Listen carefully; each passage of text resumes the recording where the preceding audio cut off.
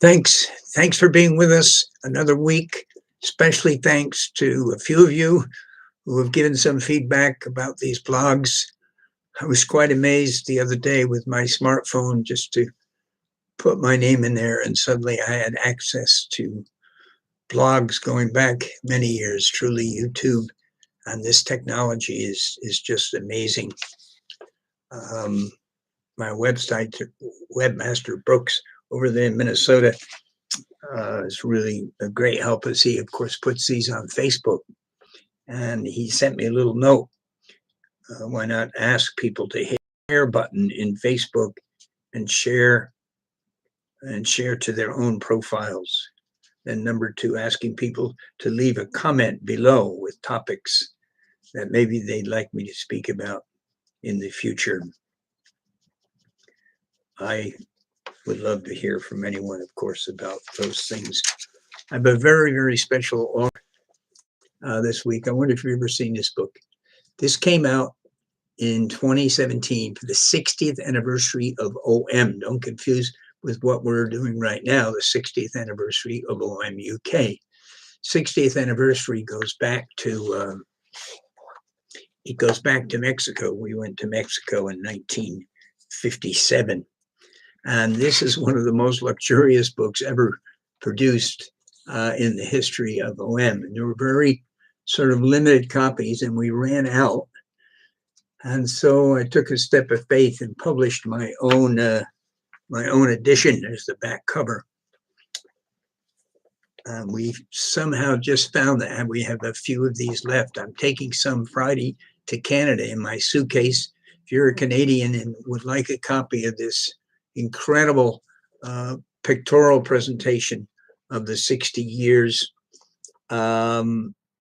just email me and send your address in the email. I only have a limited number of copies in my suitcase. It's way too expensive to ship when we have so many other financial needs. If you're in the States, I'll have a bunch of these in my suitcase when I go to the States in around November 7th.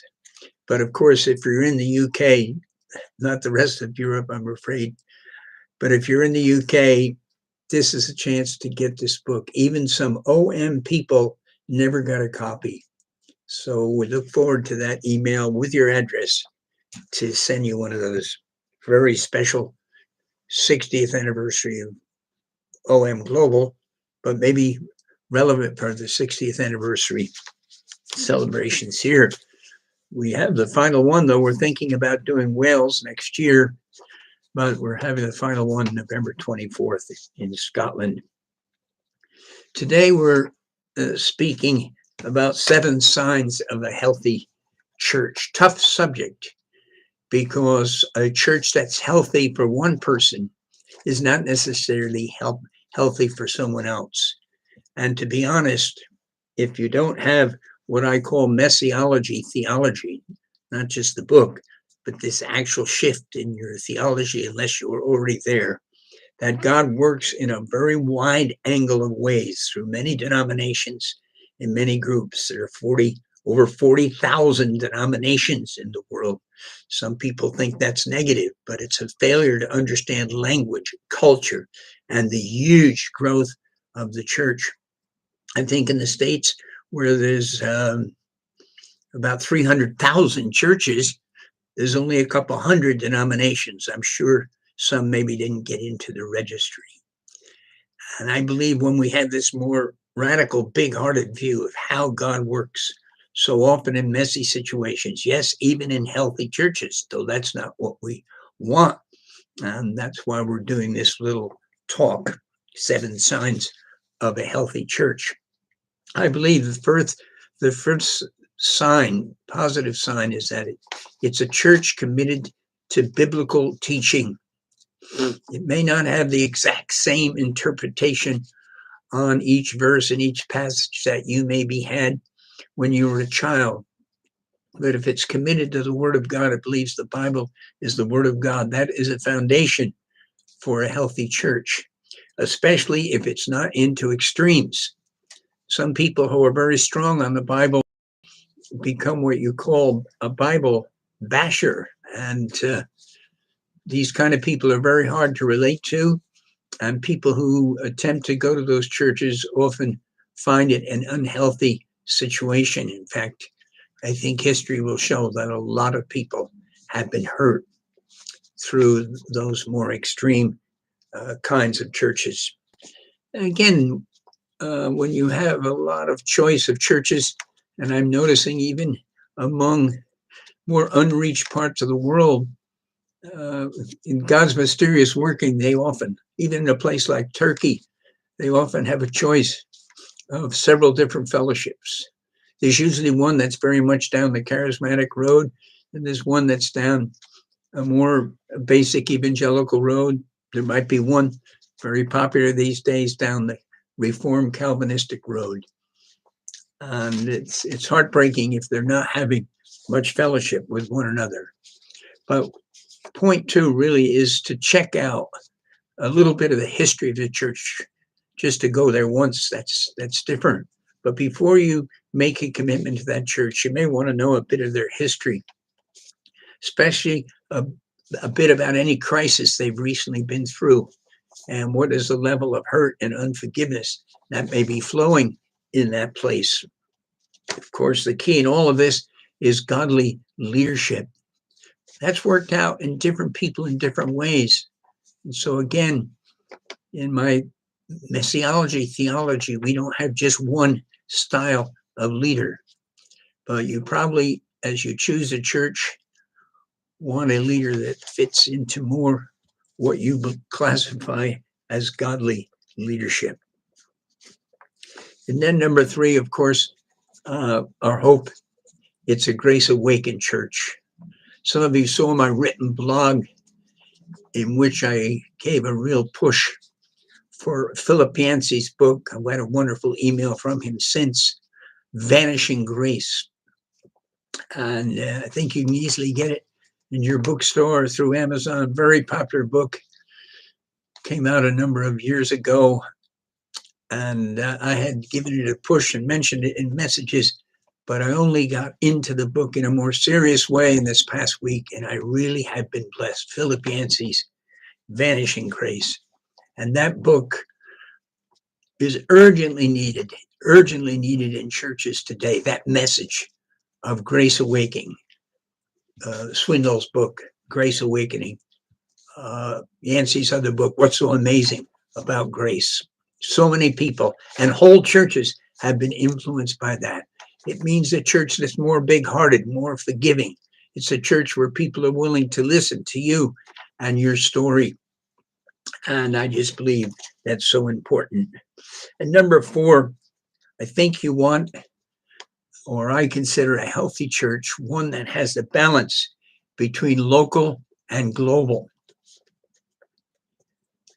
Some of us are strong in our missionary drive and vision.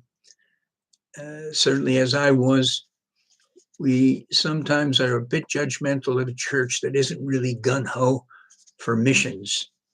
Of course, we want to see that happen, but we need to listen. We need to realize what that church may be going through with maybe increased divorce, increased pastoral problems, and with people coming from all over the world living around the church, and now with a renewed emphasis on community, wanting to reach out to the community. So the whole challenge of balance between local and global is actually more difficult because the whole situation is more mixed with people going from everywhere to everywhere. Of course, if we're going to reach the masses, if we're going to reach the millions and tens of millions, then we have to send people to those locations. And there's about 30 that I mentioned to you before, which have next to nothing. If our only burden is individuals and to plant churches, then of course we don't hardly have to leave our own city. We can do that in our own city. The people are there, churches are needed. But if we're going to reach the masses, which has been my passion since shortly after my conversion, then we have to be willing to go to those locations. Now, a lot, of course, is done now through the internet.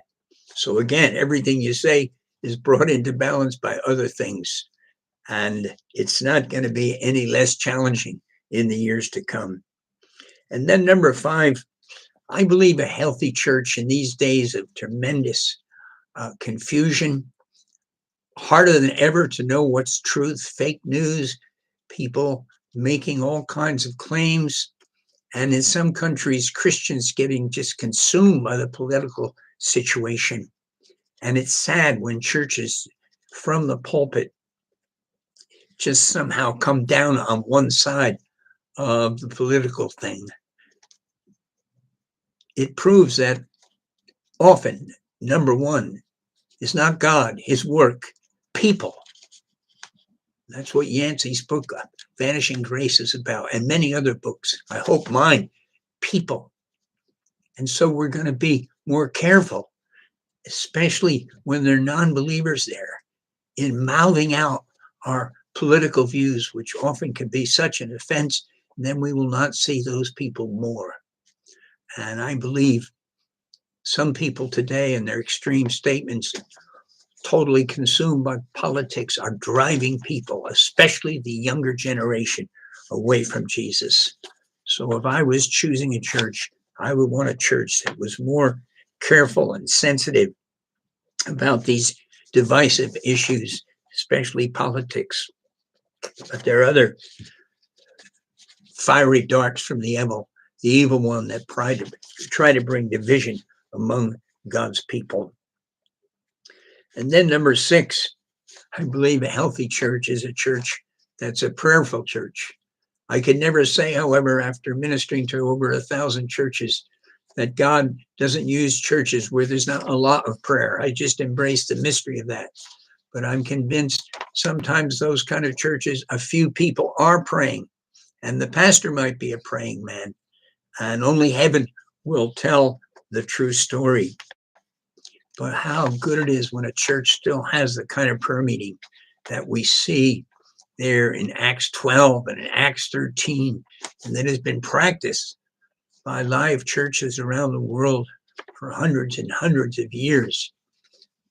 Certainly in some nations, like Korea, India, I can name other places, prayer and prayer gatherings are more central in their work and ministry than some of the Western countries, which in many ways, of course, is sad.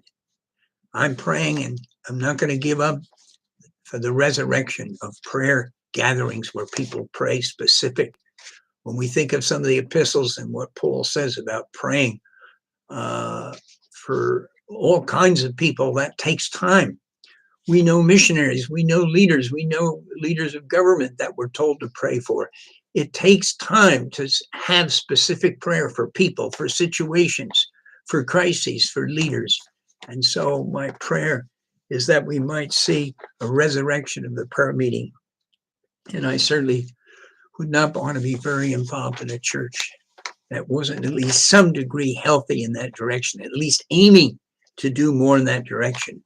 Much less, of course, the challenge of reaching out.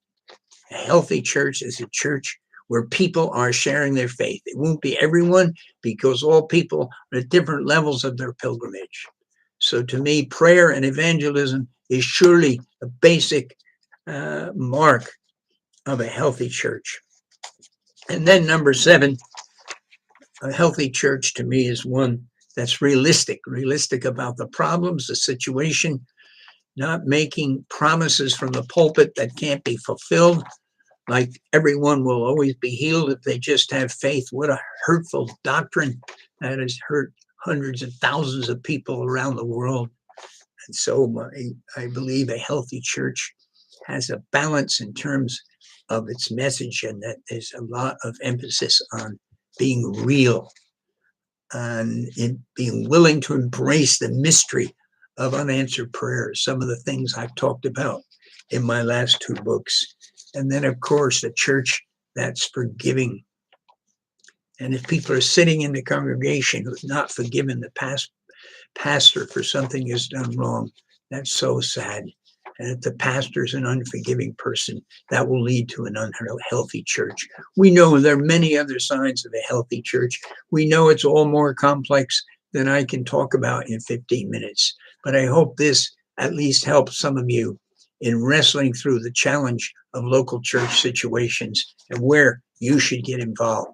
God bless you.